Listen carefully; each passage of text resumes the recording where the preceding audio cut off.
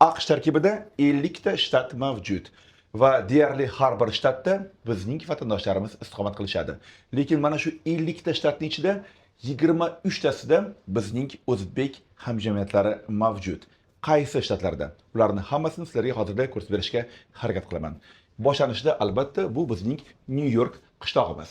Keyin esa bu Massachusetts, New Hampshire, Connecticut, New Jersey, Delaware, Virginia, Pennsylvania, North Carolina, South Carolina, Florida, Ohio, Tennessee, Illinois, Kansas, Oklahoma, Texas, Arizona, Colorado, Wyoming, Nevada, Kaliforniya va albatta Washington shtati. Yaqinda u yerda bizning bosh konsulxona ham ochiladi. Endi bilasizlarki, New Yorkda maxsus bir kompaniya bor, Silk Road Express. O'sha kompaniya AQShdan O'zbekistonga deyarli barcha yuklarni, albatta odatdan tashqari, yuboradi. Endi savol tug'iladi. Bu kompaniyani ofislari qaysi shtatlarda mavjud va agarda boshqa shtatlarda bu kompaniyaning ofisi bo'lmasa, biz vatandoshlarimiz qay tarzda o'z yuklarini ona vatanimizga yuborishi mumkin? Mana shu savol bilan biz Silk Road Express kompaniyasini vakili Farhodga murojaat qilamiz. Marhamat.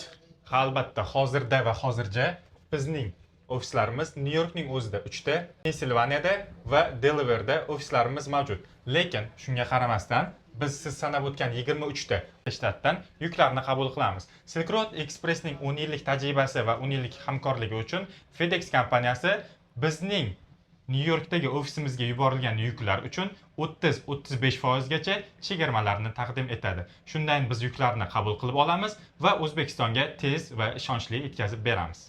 Demak, tasavvur qiling, agarda Xudo xolasa yaqin kelajakda o'zbek hamjamiyati Gavayida va Alyaska shtatlarida ochilsa, bu yerdagilar ham bemalol o'z yuklarini Silk Road Express kompaniyasi orqali O'zbekistonga yuborishlari mumkin, to'g'rimi? Albatta, xuddi shunday. Hurmatli AQShda istiqomat qilayotgan vatandoshlarimiz, bemalol o'z yuklaringizni Silk Road Express kompaniyasi orqali yuborishingiz mumkin. Qaysi shtatda yashashingiz bu muhim emas. Batafsil ma'lumotlarni ushbu mavzu bo'yicha ushbu video tagida yozib qoldiramiz.